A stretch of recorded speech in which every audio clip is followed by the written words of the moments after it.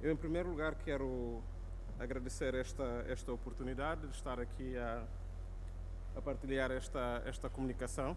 A minha comunicação será baseada muito na minha experiência de pesquisa, mas também de quem dirige uma organização não governamental que trabalha nas questões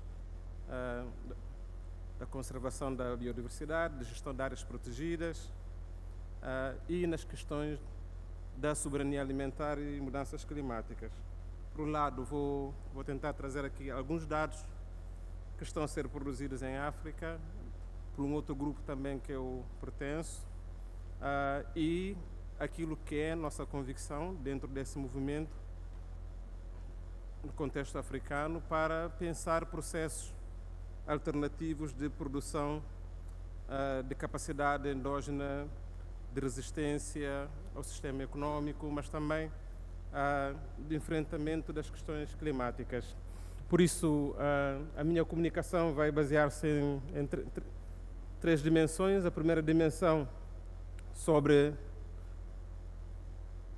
os problemas ambientais, como é que esses problemas afetam no contexto africano.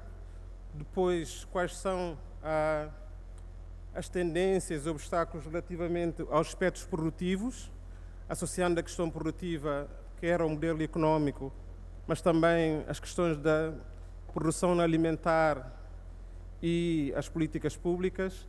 E numa terceira dimensão, olhar um bocado como é que, do ponto de vista dos desafios, as universidades, no contexto dos países da CPLP, podem jogar um papel relevante que permita, pelo menos, termos alguma capacidade de enfrentar essas questões. A questão de fundo, ou a questão de partida, quanto a mim, é que nós não podemos estar a discutir as questões ambientais, as questões alimentares, as questões, por exemplo, da pobreza, se esses elementos são apenas manifestações do problema. Se nós quisermos discutir efetivamente essas questões, temos que tomar a dimensão da causa dos problemas. E quando olhamos para a causa dos problemas, há uma questão do fundo. É que nós estamos a ter todo o impacto daquilo que é hoje as formas mais violentas de convivência, de produção de sociedades, de organização da vida econômica, do sistema político, porque há um modelo político-econômico que nos levou a isto. Ou seja, nós não podemos estar a utilizar a mesma orientação ideológica, política, mesmo esquema mental que nos deu hoje aquilo que é a desgraça que nós temos como sociedade. Ou seja, o modelo econômico neoliberal que criou essa ideia de desenvolvimento através da competição e olhar para os patrimónios naturais como entidades que são consagrados como recursos e, por isso, há toda uma dimensão da financiarização do próprio desenvolvimento. Este modelo não nos serve. É esse modelo que levou à colonização, é esse modelo que levou à escravatura, é esse modelo que levou ao ranking de países desenvolvidos e menos desenvolvidos, é esse modelo que agora está a fazer as guerras todas. Portanto, isso tem uma questão muito crítica se olharmos, por exemplo, em termos daquilo que são as necessidades do contexto africano, a capacidade ou o potencial de criação de condições de vida humanamente saudáveis em África, face àquilo que são as consequências que nós temos em todo esse conflito de tendências que nós vamos sobrevivendo, né? O que é que isso significa para questões, por exemplo, ambientais? Se é verdade que a África é o continente que menos polui, a verdade é que os impactos das mudanças climáticas são mais severos no contexto africano. E isso tem uma relação direta com as condições de vida, como também com a nossa capacidade de produção de bens e serviços. Se nós considerarmos, por exemplo, os principais problemas ambientais ao nível da África, nós podemos encontrar, por exemplo, a questão do desmatamento, da desertificação, a questão de escassez, por exemplo, da água ou da poluição, as próprias alterações climáticas e depois a perda da biodiversidade. Mas, como disse, esses enunciados são consequências, não são a origem do problema. Se vamos olhar, por exemplo, para essas questões, há dados que nos mostram, se olharmos nos últimos 10 anos, e sobretudo eu estou a recorrer à UNECA, que é mais próximo e com quem colaboro, se olharmos, por exemplo, em termos de desmatamento, de 2015 para 2025, nós estamos a desmatar por ano cerca de 3,9 mil hectares por país.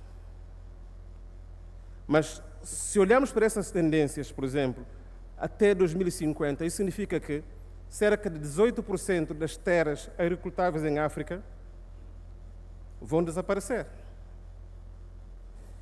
E se olharmos só para aquilo que é o investimento, por exemplo, chinês em países como Moçambique, Guiné-Bissau e Guiné-Conakry, o nível do investimento chinês em todo o continente africano é de 4% em relação ao seu plano de investimento, que é o valor que a China, por exemplo, investe no Paquistão.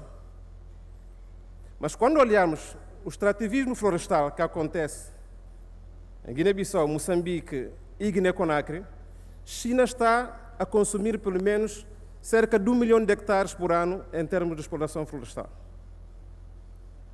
Se olharmos, por exemplo, para os 5 países que são maiores reservas de pesca no contexto africano, Mauritânia, Marrocos, Cabo Verde, Guiné-Bissau e Costa do Marfim, eles têm cerca de 23% da reserva de todo o pescado ao nível do continente africano.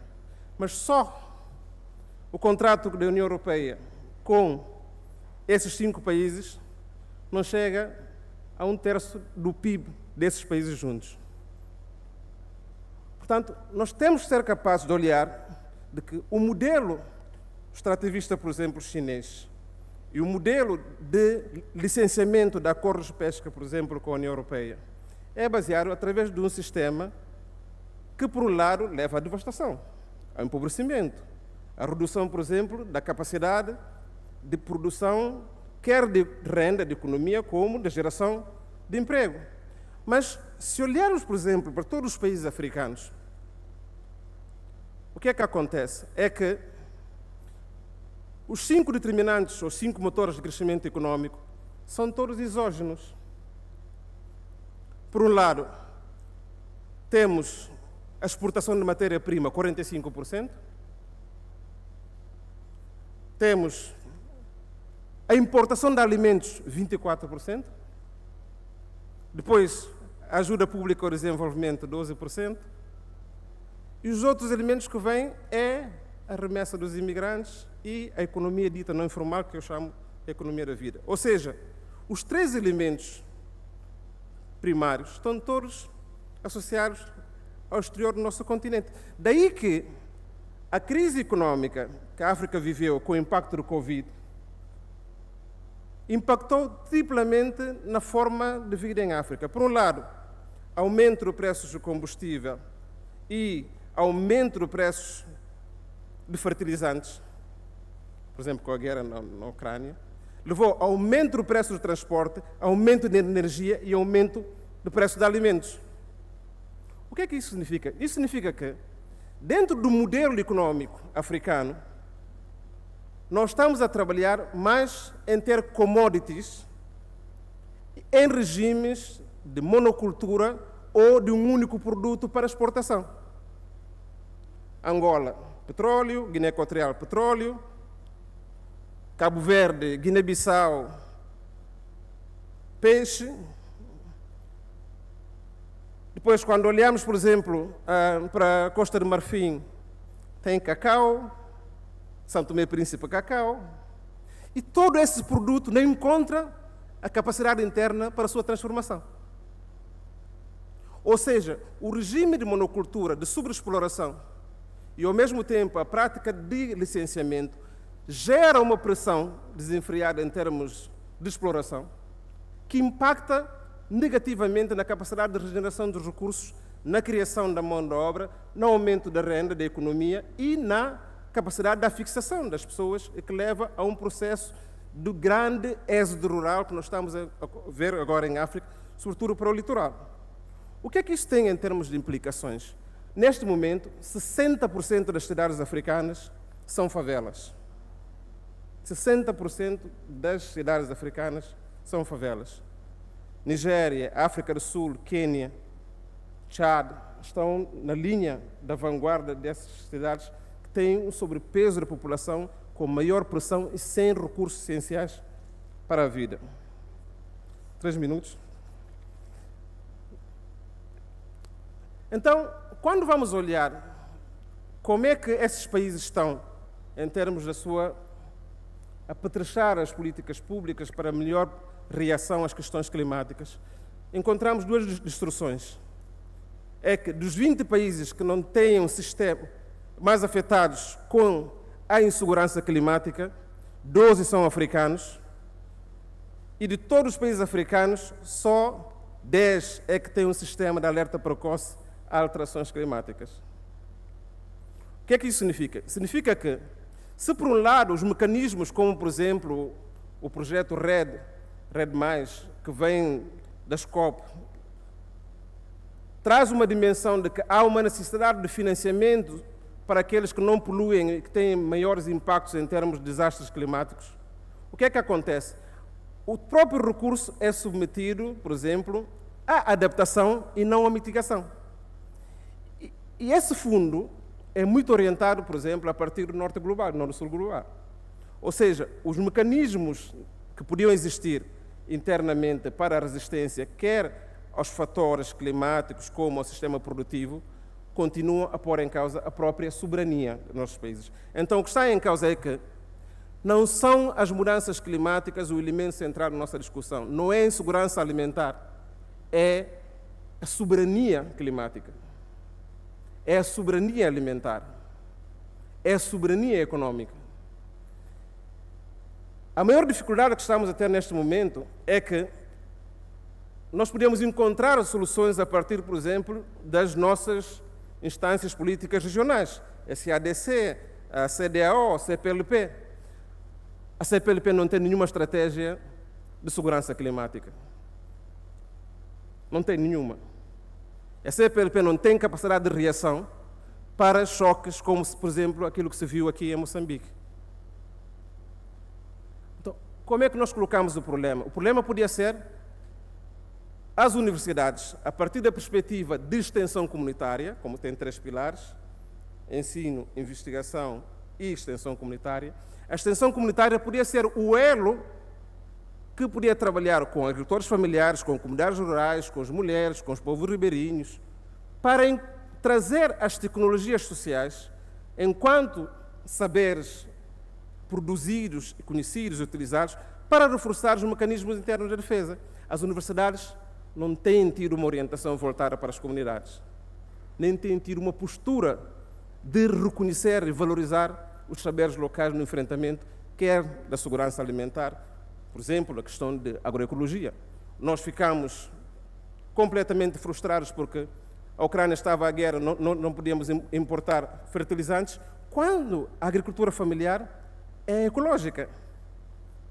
Então, como é que podemos trabalhar, por exemplo, com as comunidades na produção de adubos orgânicos?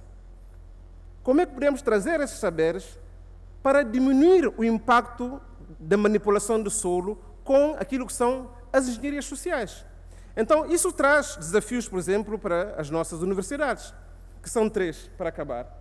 Primeiro desafio, há toda uma necessidade de adequação, de qualificação e de massificação. Adequar o currículo, adequar as estruturas, adequar os protocolos de investigação, não tutelar o conhecimento ou saber endógeno das comunidades, mas co-responsabilizar-se perante o processo de produção do conhecimento, trazer aquilo que é a possibilidade de democratizar o acesso, inclusive da descentralização das estruturas académicas, para poderem trabalhar exatamente junto com essas comunidades. A segunda dimensão tem a ver com a questão da competência. Como é que, por um lado, as qualificações obtidas das universidades conseguem dar respostas às necessidades locais? Aqui o desafio é, nós já não podemos estar a produzir compreensões. Nós temos que encontrar a capacidade de conhecer, de compreender, de explicar, mas também de produzir tecnologias de pensamento que permitam às pessoas reagirem perante as dificuldades que vão encontrando. E desse ponto de vista, há uma necessidade de refundação do nosso modelo de ensino superior e da investigação científica, mas da qualificação dos estudantes nos países da CPLP e no contexto africano. Por último, tem a ver com a questão das políticas públicas. Não pode acontecer as reformas sem as políticas públicas. E as políticas públicas não vão acontecer nos próximos 20 anos da forma como nós conhecemos nossos países, com a ausência de um consenso político. O movimento social juvenil, o movimento social acadêmico, o movimento social camponês, o movimento social das mulheres, tem que advogar, tem que fazer propostas, já não basta só fazer protestos, tem que ter iniciativa de produção de soluções que dialogam com o espaço político-partidário e do poder para a refundação do sistema do ensino, da pesquisa e da extensão comunitária. Quando nós estivermos a fazer isso, teremos capacidades quer de influenciar os nossos países, mas também de influenciar a própria CPLP, para permitir com que, por exemplo, na próxima edição desta conferência, estudantes moçambicanos possam ir ao país onde isto esteja a acontecer, não só para os investigadores, não só para os organizadores, mas os estudantes, para dialogarem, para terem um intercâmbio, para discutirem como é que as cheias na beira afetou a população e como é que isso, por exemplo, pode encontrar alternativas que a população de Mindelo está a encontrar em Cabo Verde. Como é que a seca no sul da Angola, que já há mais de 7 anos que não chove, consegue encontrar mecanismo de resistência que dialoga, por exemplo, com o leste da Guiné-Bissau, onde está a ter seca. Como é que, por exemplo, a ocupação de terras, as queimadas no Brasil, no sertão brasileiro, pode dialogar, por exemplo, com aquilo que está a acontecer aqui em Moçambique. Portanto, é dentro desta prática, é dentro desta filosofia, que eu acredito que, pelo menos, podemos encontrar uma coisa importante. Hoje, a África está a perder 88,6 mil milhões ou bilhões de dólares por ano porque não tem estruturas de detecção de risco, como também de transformação da sua matéria-prima. No caso do moçambicano, Moçambique está a perder cerca de 12,9 mil milhões por ano só na exportação ilícita. O desafio é como é que as universidades, como é que nos vossos projetos de pesquisa, de teses, dissertações, nós podemos trazer aqui modelos que possam criar a capacidade de investir em nós mesmos, de criar plataformas de conhecimento, de criar a capacidade que faz com que as universidades não formem as pessoas para terem um papel na mão, mas para terem o poder de definir os seus destinos. Muito obrigado. Muitíssimo obrigada, Miguel. Acho que temos aqui, né, uma convocatória para além de uma contextualização bastante rica sobre o quanto que a CPLP ainda tem, né, para caminhar e o quanto que nós, enquanto comunidade que faz parte dessa organização, né, de uma maneira mais ampliada, também temos muito a fazer e a contribuir. Convido agora, então, Souza Jamba para que, por favor, tenha os seus 10 minutos, se possível, de apresentação. Muito boa tarde. É um prazer estar aqui com os jovens. Eu vou falar um pouco sobre a minha vida para elucidar o meu ponto. Eu nasci em Angola, cresci na Zâmbia, mas vivi muito tempo na Inglaterra e nos Estados Unidos. Praticamente passei uma boa parte da minha vida no Ocidente. Depois decidi voltar para Angola. O plano era voltar para 2 semanas, mas fiquei quase 8 anos. E fiquei numa aldeia, no interior, perto do Huambo. E, como sabem, o Planalto Central de Angola, como o resto de Angola, é um planeta, é um poema. Eu fui a Cabinda, as Lundas, Cunene, Namibe, fui ao deserto e aquilo é uma maravilha. Maravilha em termos de diversidade, de clima, as árvores, os rios e os vários recursos. Na nossa aldeia eu notei que havia uma floresta, mas floresta que estava a acabar porque as pessoas usavam carvão. Tinham que explorar aquilo para o carvão. Mas a floresta era muito importante porque era também uma farmácia. Os velhos, as tias, as avós, quando alguém estava doente, iam lá para a floresta e vinham com algo que resolvia o problema. Mas também era o sítio onde Deus falava com as pessoas.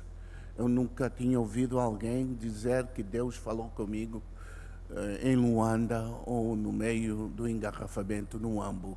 Era sempre na floresta. Eu tentei ir na floresta também, mas encontrei lá uma cobra e um javali e fugi.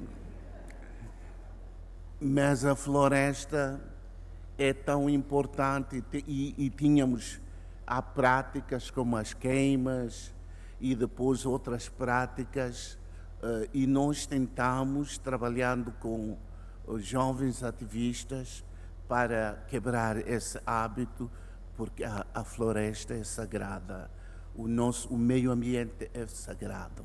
Fui para as Lundas, onde encontrei as empresas que exploram o diamante. Eles às vezes desviam os rios e tiram o diamante. O diamante vai para Israel, vai para a Índia, vai para Dubai, vai para outros sítios e o povo lá fica sem nada. E não nem há respeito para as terras, não há respeito por nada. Esta teoria de que é preciso desenvolver, às vezes faz com que certos argumentos e certas análises são postas de lado. E depois eu fui trabalhar no setor da comunicação, como chefe da comunicação da Organização dos Estados da África e Caraíbas. Então fui ao Pacífico. Fui às Ilhas Salomão, que ficam ao norte da Austrália. Fui ao Fiji, fui ao Cook Islands e fui a várias outras ilhas. E lá vê-se o efeito dessas mudanças climáticas. Nas Ilhas Salomão, a capital é Honiara, estive com alguém que disse que, olha, lá onde estás a ver o mar, era o cemitério. A água está indo nas lavras e praticamente há ilhas que já desapareceram, as pequenas ilhas. E em Washington e outros sítios dizem que esta questão das mudanças climáticas é um mito, não existe. Mas lá eu vi a realidade. Numa outra ilha que encontra-se, onde esse problema é tão importante, que é o Vanuatu, os estudantes decidiram que deveria haver uma iniciativa para ir às Nações Unidas para fazer a questão do abuso do meio ambiente uma questão de direitos humanos. Foram estudantes universitários. A iniciativa de Vanuatu depois veio para Maputo. Em novembro de 2022, aqui em Maputo, a OECPS havia os membros parlamentares estavam cá. Foi quando a doutora Sithole foi eleita presidente do Parlamento. E eu vi o lobbying que os delegados do Vanuatu estavam a fazer com os outros africanos e com os indivíduos das Caraíbas, para que este assunto fosse ao Tribunal Internacional de Justiça. Foi feito e agora o parecer passou. Pelo menos em termos de ética, esta questão, a voz dos pequenos, está agora na mesa. É só para dizer que... E eu, na altura, não pensava, quem é que vai levar o Vanuatu a sério? As pessoas nunca o tinham. Muita gente não fazia a mínima ideia onde fica o Vanuatu. Mas o Vanuatu veio. O Vanuatu falou com a Nigéria. O Vanuatu falou com a Uganda. O Vanuatu falou com a Uganda. Depois falaram com a Jamaica. Depois falaram com a Guyana. E quando essa voz, esses todos, foram às Nações Unidas, os grandes tiveram que ouvir. Então, essas iniciativas, aqui, a organização entre os estudantes, porque o futuro é vosso, é uma coisa de muita importância. Agora, aqui, 3 minutos. Eu digo que é muito importante que as associações do meio ambiente sejam unidas e tenham estratégias coletivas. Mas também tem que haver... Olha, só para concluir, eu vivo no Copperbelt, na Zâmbia, ali, muito perto. Mas é um sítio muito interessante porque há um boom. Praticamente cada semana estão a descobrir cobre, ouro, diamantes. Até os americanos vieram lá, o filho do Trump esteve lá.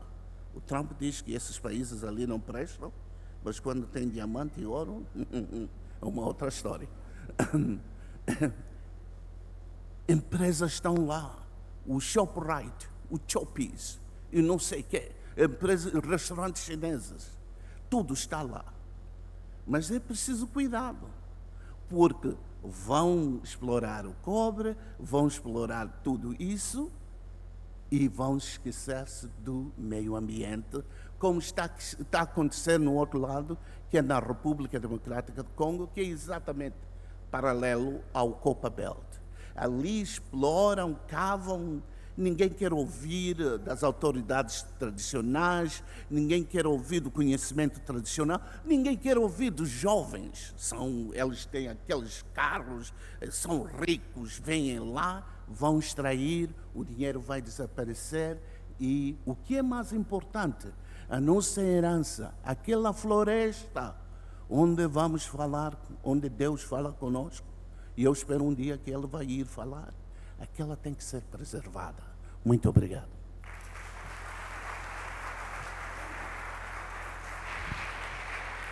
Muitíssimo obrigada, Souza. Acho que a sua contribuição, ela também faz uma ponte bastante importante com o painel anterior, né, de olharmos para a natureza e encontrarmos as respostas e as soluções, né, para a nossa humanidade, para a continuidade da humanidade na natureza. Acho que é um convite, né, ao bem viver, um convite de retorno à Biayala. Agora, então, convido Eliana Pereira dos Santos, que está online, para que possa, por favor, iniciar a sua apresentação. Também 10 minutos, por favor, Eliana.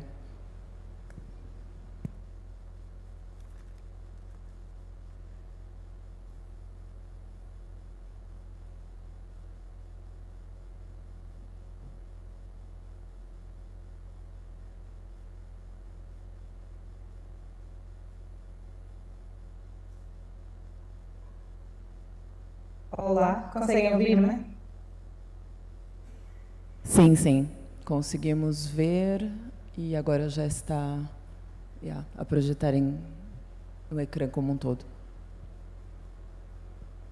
Ok. Agora vou partilhar a minha apresentação.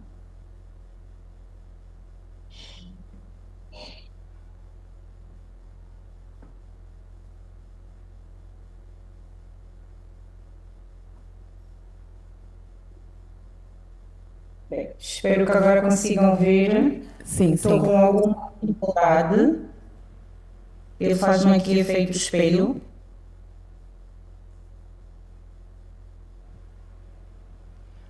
Peço desculpas.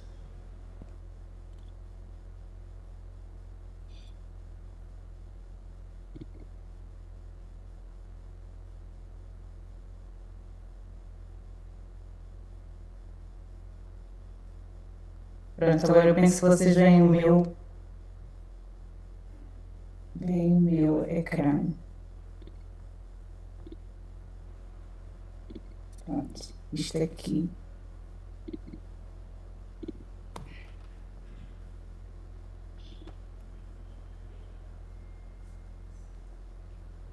O tempo já é escasso. Ainda assim, vou aproveitar para começar a apresentar-me enquanto tentamos superar esta dificuldade. Boa tarde a todos. Eu chamo-me Iriana Pereira dos Santos e atualmente desempenho a função de Country Manager do Pacto Global das Nações Unidas em Angola. Muito obrigada pelo vosso convite.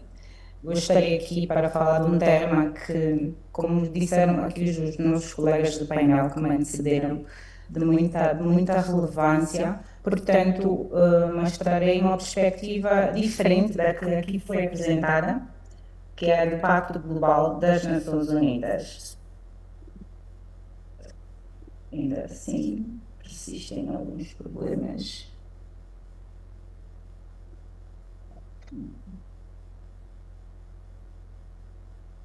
Conseguem ver agora?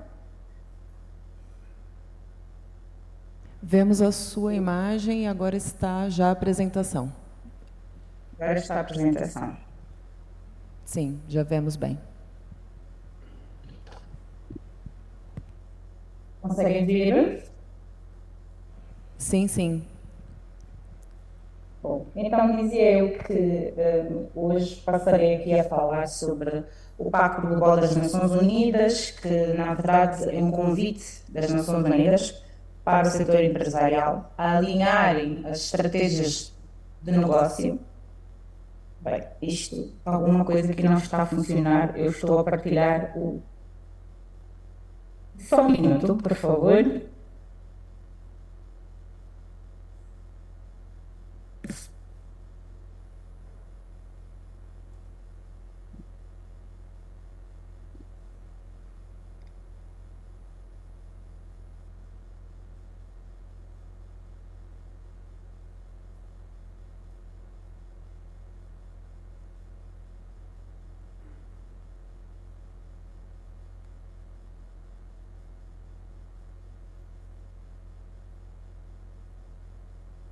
Agora sim.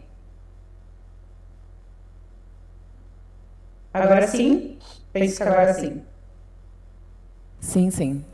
Estamos a ver. Muito obrigada. Desculpas por esse inconveniente. Portanto, dizia eu que o Pacto Global das Nações Unidas é uma ideia que foi concebida inicialmente pelo ex-secretário-geral das Nações Unidas, o Kofi Annan. Na verdade, é um convite das Nações Unidas para o setor empresarial e todas as instituições que se revejam com questões relacionadas à sustentabilidade. E esse convite foi feito inicialmente em Davos, em 1999, para que os homens de negócios e a ONU partilhassem uma visão única de como é que deveria ser o rosto, podemos assim dizer, do mercado. Neste momento, o Pacto Global das Nações Unidas é a maior iniciativa de sustentabilidade corporativa do mundo, onde temos mais de 25 mil empresas inscritas, para além do setor empresarial propriamente dito. Todas as instituições que se revêem com o Pacto Global das Nações Unidas podem fazer parte, daí nós temos aqui uma participação de mais de 4 mil instituições. Nós estamos presentes em 160 países. Em África, existem a nossa sede regional é na Nigéria, em Abuja. Existem 10 redes locais e 4 países que denominamos países de expansão ou country managers, incluindo Ruanda, onde não havia uma presença formal do pacto, mas que o mercado de alguma forma respondeu e Angola também faz parte desse plano de expansão, estando então numa fase de se tornar uma rede local e passará a ser a 11ª rede local do Pacto Global das Nações Unidas em Angola. Portanto, o que rege aqui o Pacto Global das Nações Unidas é que ele implica às instituições 10 princípios universais em matérias de direitos humanos, como o doutor há pouco tempo falou, práticas laborais, meio ambiente e anticorrupção. Por um lado, ou seja, estes 10 princípios do Pacto Global das Nações Unidas, eles servem como um guião para que as instituições façam negócios com maior responsabilidade. Portanto, eu acho que todo mundo conhece aqui a história da sustentabilidade, mas é importante dizer que essa viragem de da responsabilidade social corporativa para a sustentabilidade deveu-se ao facto de um incidente muito grave, em que na altura as instituições já faziam a responsabilidade social corporativa, mas após esse facto houve uma mudança de paradigma onde as empresas são chamadas não somente a contribuir socialmente para as comunidades onde elas operam, mas a impactar o seu negócio, seja a nível social, ou conseguir impactar o seu negócio, seja a nível social, a nível de governance, bem como a nível ambiental. Ou seja, os 10 princípios do Pacto fornecem isto às instituições. Por outro lado, temos os Objetivos de Desenvolvimento Sustentável da Agenda 2030 das Nações Unidas, que incluem metas ambientais, socioeconómicas, focadas em erradicar a pobreza, proteger o planeta e promover prosperidade para todos. Portanto, qual a diferença de um e qual a diferença do outro? Os 10 princípios do Pacto Global das Nações Unidas, eles orientam a responsabilidade do negócio. Por seu turno, os Objetivos de Desenvolvimento Sustentável, eles servem como um medidor de impacto concreto a nível sustentável. Bem, quando nós falamos sobre os princípios do Pacto Global das Nações Unidas relacionados ao meio ambiente, é o 7º, o 8º e o 9º princípio do Pacto Global das Nações Unidas. Portanto, o que é que ele sugere? Que as empresas, que as instituições devem apoiar uma abordagem preventiva aos desafios ambientais, devem desenvolver iniciativas para promover a responsabilidade ambiental e, último e não menos importante, incentivar o desenvolvimento, a difusão de tecnologias ambientalmente amigáveis. E o que é que isso gera? Isto gera uma precaução por parte das instituições para que elas possam antecipar riscos ambientais, para que elas possam gerir recursos de forma responsável e adotar tecnologias ambientalmente amigáveis. Bem, por outro lado, foi-nos solicitado também que a gente falasse um bocadinho sobre a resiliência climática, o ambiente e como é que isso, qual é a correlação entre as três. Portanto, a resiliência climática hoje, penso eu, que se refere à capacidade das sociedades, das economias e até mesmo dos ecossistemas de lidar com eventos climáticos perigosos, mantendo funções essenciais e promovendo a adaptação contínua. A crise climática, nos últimos anos, tem atingido níveis críticos e eu penso que também já foram dados aqui alguns exemplos, sobretudo dos países da CPLP, em que no ano passado, em 2024, foi considerado o ano mais quente da história, com média de uma temperatura global ultrapassando 1,5 acima dos níveis pré-industriais, e um limite crítico, não é, pré-definido pelo Acordo de Paris para evitar que esses impactos severos causem mais aquecimento global. Portanto, estes aumentos térmicos, nós sabemos que intensificam as ondas de calor, as secas, como o primeiro colega do painel aqui apresentou muito bem, inundações que prejudicam a segurança alimentar, o próprio abastecimento da água. Eu penso que nós, no caso da Angola, nós vivemos isso por causa da seca, especialmente nas populações mais vulneráveis. E tendo em conta esta problemática, o que é que o Pacto Global das Nações Unidas faz, ou ajuda, ou apoia, melhor dizendo, as instituições que fazem parte desse ecossistema? Portanto, peço desculpas, 3 minutos para encerrar, por favor. É o penúltimo slide. Portanto, para acelerar este processo, o Pacto trabalha com parceiros como o SBTi para apoiar as empresas a adotarem metas de redução de emissões baseadas na ciência. Igualmente, o Pacto, como parceiro fundador desta iniciativa, ajuda as organizações a medirem e a definirem metas para limitar o aquecimento global, bem abaixo dos 2 graus centígrados, idealmente 1,5, conforme recomendado. E esta iniciativa oferece uma panóplia de ferramentas para que as empresas, independentemente do seu tamanho, consigam adotar na sua estratégia de negócio. Por outro lado, temos também uma academia digital, ferramentas em que todas as instituições que fazem parte do Pacto Global das Nações Unidas conseguem ter acesso. Porque, como se disse e bem dito aqui logo no início do evento, nós temos que olhar para a raiz do problema. Portanto, se as empresas, os governos e até mesmo a academia não perceber qual a raiz do problema, nós não conseguimos combater. E uma forma de o fazer é por via do conhecimento. Temos também um acelerador, que depois essa informação fica disponibilizada e quem quiser ter mais informação sobre isso poderá acessar o nosso site.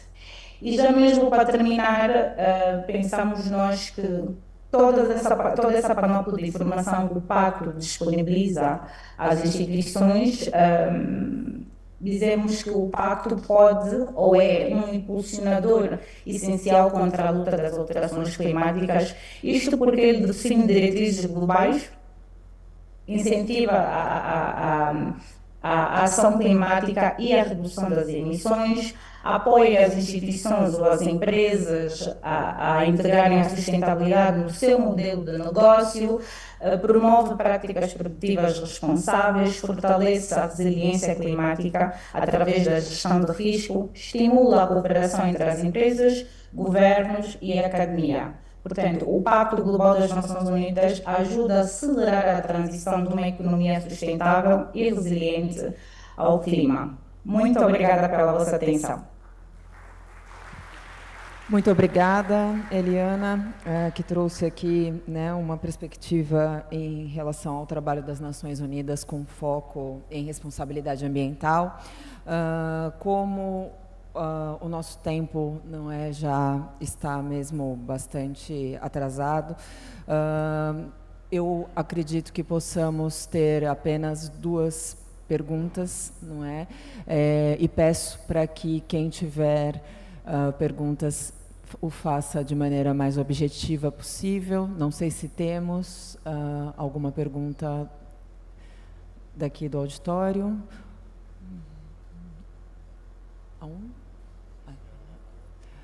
Ali.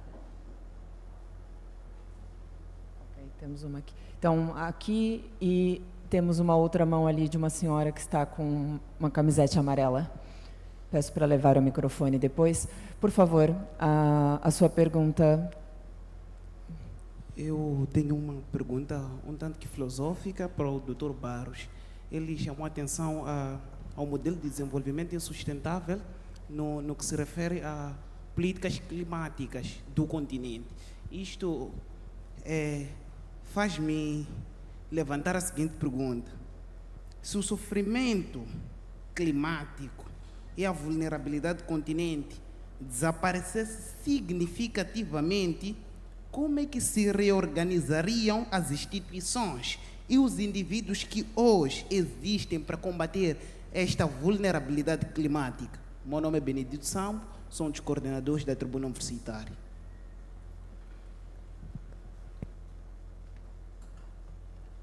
Muito obrigada, obrigada pela pergunta. Passo então para a segunda pergunta, assim, peço aos convidados para responderem e já fazerem as considerações finais, por gentileza.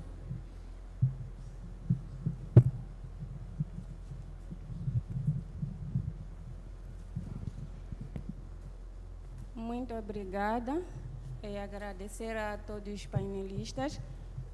Eu queria fazer uma questão para o painel todo acerca do impacto ambiental. Muito bem, o professor Miguel Barros falou aqui da missão das universidades. Em África, nós temos um documento que é a Agenda 2063. Essa agenda tem todos esses aspectos já rolados. Então, qual é a missão? Vou voltar de novo a fazer a mesma pergunta que o professor Barros fez. Qual é a missão das universidades em relação à conservação do meio ambiente? Porque, ultimamente, nós temos visto as nossas comunidades africanas a usarem de forma massiva o adubo, que queima praticamente o solo. E isto acaba desgastando a própria terra, e esse desgaste todo que está sendo dado um efeito direto pela terra, terá também impactos de fome posteriormente. Então, o que nós estamos a pensar como africanos, o que nós estamos a pensar como comunidade de falantes de língua portuguesa, para não termos no futuro esta situação, e principalmente também falou do impacto sobre o desmatamento de árvores. Nós temos visto nas nossas terras africanas árvores a caírem de qualquer maneira, porque tem pessoas que deixam cair. Não é a população que usa só para lenha, mas a grande parte é exportada para fora de África. Nossas escolas não têm carteiras. Onde é que vai a nossa madeira para construirmos carteiras para as nossas escolas africanas?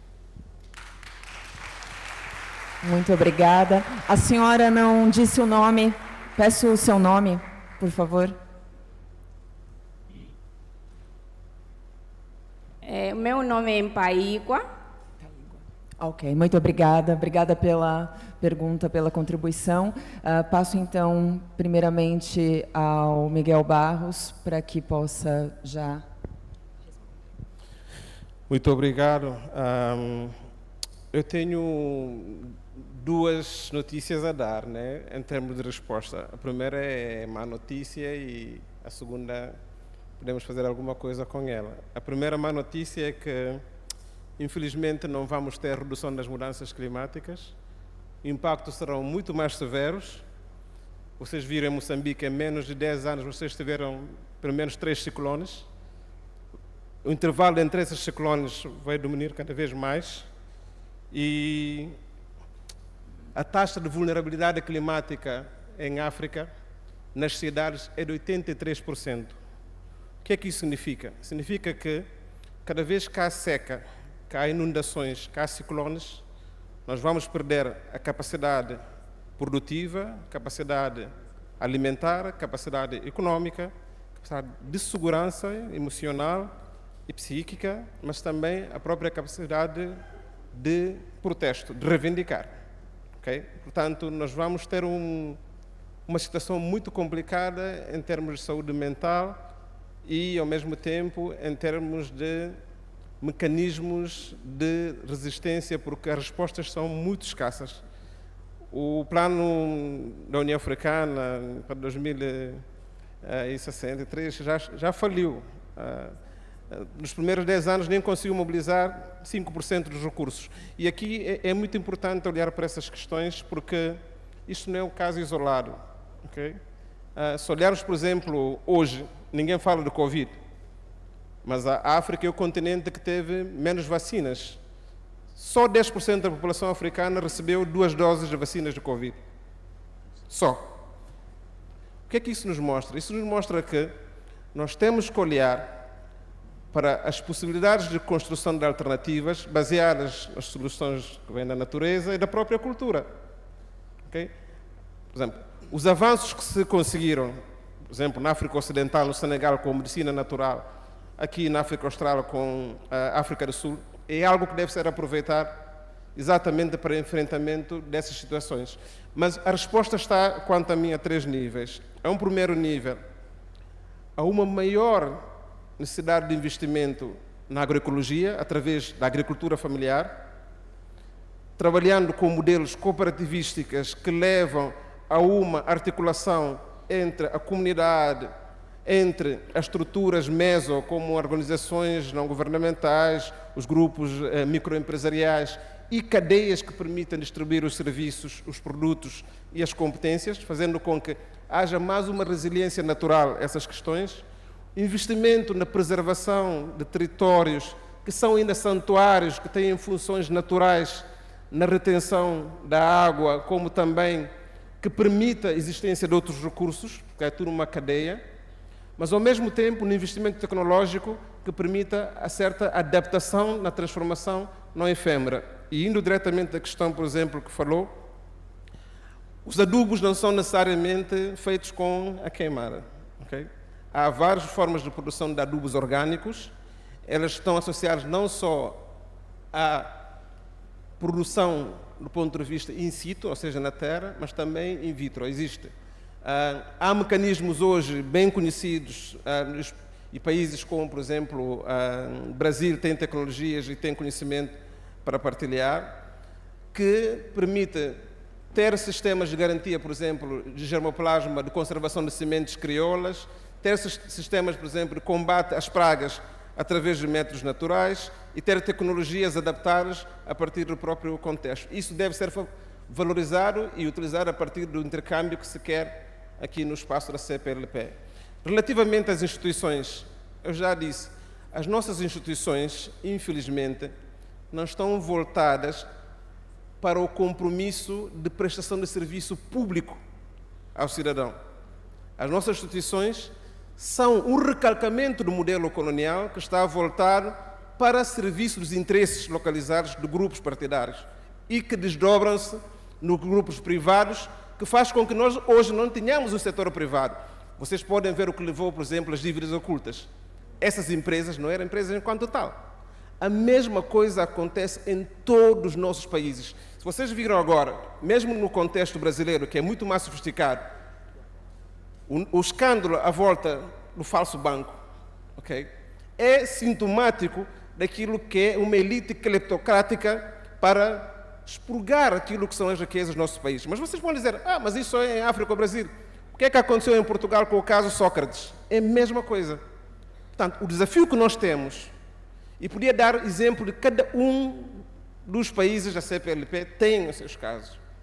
O desafio que nós temos é como criar instituições voltadas para o interesse das comunidades, voltadas para o interesse da cidadania, capazes de produzir entidades supra-pessoas que têm protocolos que são transparentes, são conhecidos e que vão favorecer quer a capacidade de produzir transformação e bem-estar, como também a salvaguarda da própria democracia. Quando essas instituições entendem que não são eles os patrões, mas estão ao serviço dessas comunidades, aí nós estamos no ponto de viragem da transformação estrutural. Isso só acontece com maior nível de instrução, maior autonomia econômica, maior consciência política e sentido patriótico. Muito obrigado.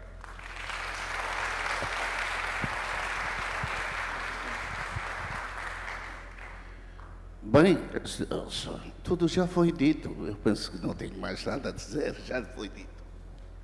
Muitíssimo obrigada, Souza. Obrigada também ao Miguel. Eliana, não sei se tem algo em relação às suas considerações finais. Eu penso que tudo igualmente também já foi dito. Na verdade, é para agradecer aqui o convite.